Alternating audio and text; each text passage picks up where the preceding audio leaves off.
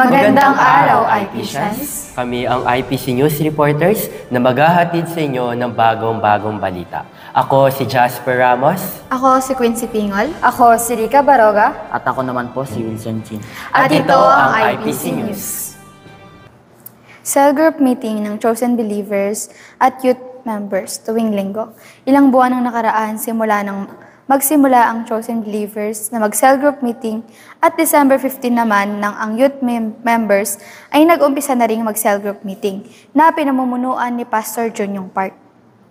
At tuwing katapos ng lunch fellowship, ang chosen believers at youth members ay nag-gather kasama si Pastor Park upang kamustahin ang mga miyembro about sa kanilang QT life. Katapos nito, sila ay nag-uumpisa mag-meeting kasama ang kanilang mga kagrupo.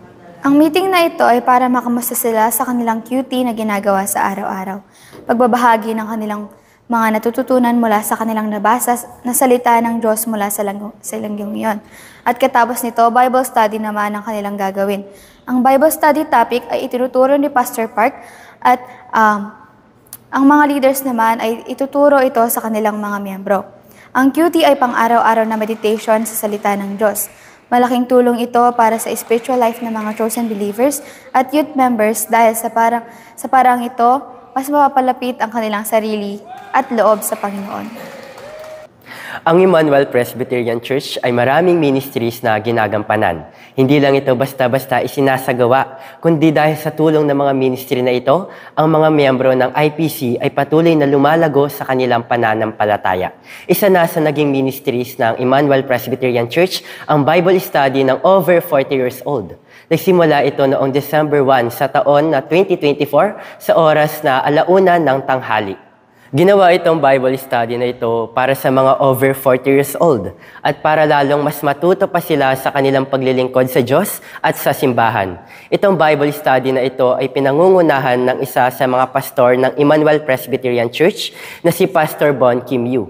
Sa unang beses ng kanilang meeting, ang kanilang pinag-usapan ay ang libro ng Filipos na ang sumulat ay si Apostol Pablo. Ganon din sa mga sumusunod pa na linggo. Tinitiyak ng Bible study na ito na ang mga dumadalo rito ay mas lalong lalalim ang kanilang pananampalataya sa Diyos. Nitong 15 ng Disyembre, nagkaroon ng espesyal na pagtitipon sa loob ng simbahan ang kitchen ministry na siya namang pinangunahan ni Pastora Amy. Sa pagkakataong ito, nagdao sila ng isang masayang salo-salo at pagkatapos ay dito na rin inihayag ni Pastora Amy ang kanyang pagpapaalam sa kanyang tungkulin bilang leader ng kitchen ministry. Ipinaliwanag niya na kailangan niya magtuon ng pansin sa iba pang mga gawain, ngunit tiniyak niya na dala-dala niya ang mga alaalang nabuo nilang magkakasama. Kaya bilang kanyang pasasalamat, naghanda siya ng iba't ibang uri ng pagkain na kanila namang pinagsaluhan. Ito ay isang masayang oras na kung saan sila ay masayang nagkwekwentuhan, nagtatawanan at masayang nagsasalo-salo. Sa pagtatapos, ang bawat miyembro ay nagbigay ng pasasalamat kay Pastora Amy dahil sa kanyang naging dedikasyon at malasakit para sa ministeryo.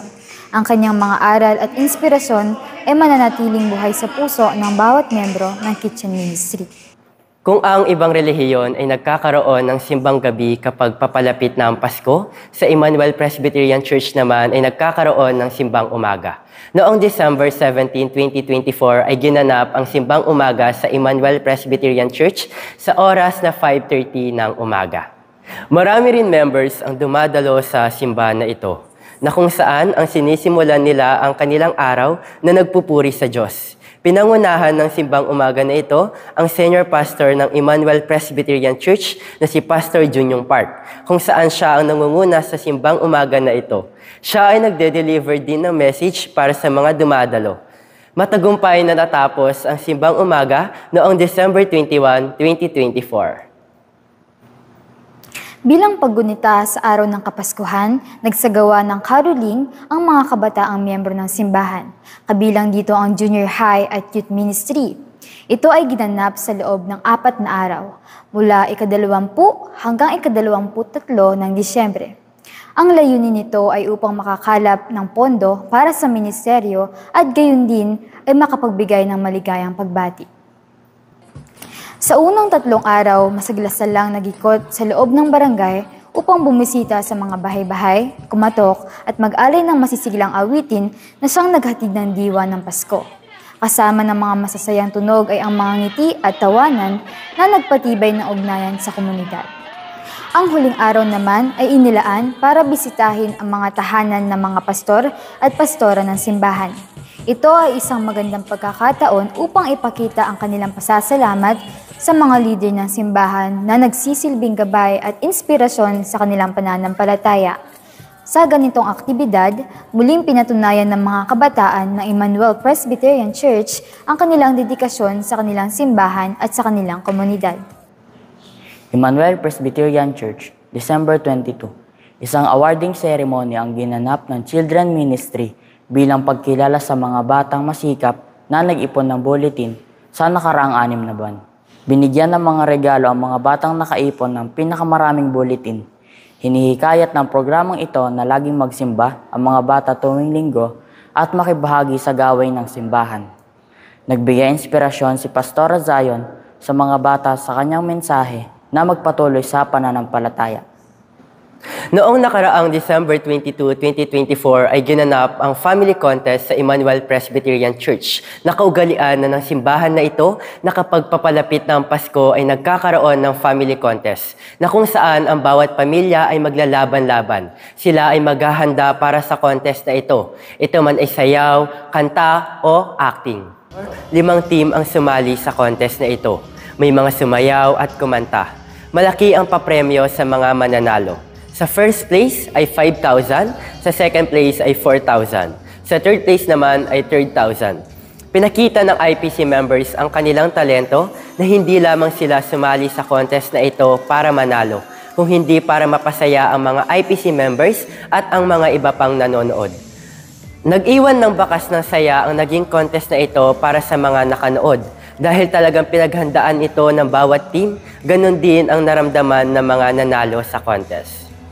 Emmanuel Presbyterian Church, December 23. Isang simple ngunit makabuluhang Christmas party ang inorganisa para sa mga leader ng Children Ministry ng Emmanuel Presbyterian Church bilang pasasalamat sa kanilang paglilingkod. Pinangunahan ng isang leader na si Princess Bautista ang programa sa pamamagitan ng isang panalangin. Nag-deliver naman si Pastor Park ng isang sermon tungkol sa pagiging mabuting modelo ng mga leader. Nagkaroon din ng isang fellowship at palitan ng regalo na nagbigay saya sa pagdiriwang. Isang salo-salo ang inihanda ng simbahan bilang pasasalamat sa kanilang dedikasyon sa ministeryo. Layunin ng simbahan na ipagpatuloy ang ganitong mga gawain bilang pagpapalakas ng samahan at inspirasyon sa paglilingkod.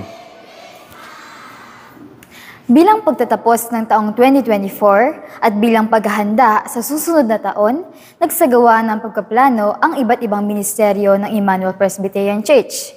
Kabilang dito ang Children Ministry, Media Ministry, Language Ministry at ganoon din ang Kitchen Ministry. Ang pagsasagawa ng nasabing pagpaplano ay naglalayong mas mapabuti, mapalakas at mapalago ang bawat ministeryo. Sa bahagi ng pagpupulong, tinalakay ang mga nakaraang proyekto at ang mga natutunan mula sa mga ito. Ang mga miyembro ng ministeryo ay nagbahagi ng kani-kanilang mga karanasan at feedback mula sa nagdaang taon na naging batayan naman upang magpatibay ng mga estratehiya para sa hinaharap. Sa tulong ng mga leader at ng buong kongregasyon, umaasa ang Emmanuel Presbyterian Church na ang mga ministeryo nito ay hindi lamang magiging matatag, kundi higit pang lalago at magiging inspirasyon sa iba. Noong nakaraang linggo, si Pastor Junior Park ay nagbigay pasasalamat sa pamamagitan ng pagbibigay ng regalo sa mga pastors at pastora, sa Kitchen Ministry Team at sa Living Praise Team para sa sakripisyo na ginagawa nila sa simbahan. Announcement, church members house visiting sa buwan ng January sa taong 2025, gagawin ang pagbisita ni Pastor Junior Park sa bahay-bahay ng mga IPC members. Gagawin ito para ipanalangin ni Pastor Park ang kanilang bahay at malaman kung ano ang pangangailangan nila. Muli, Ito ang IPC News.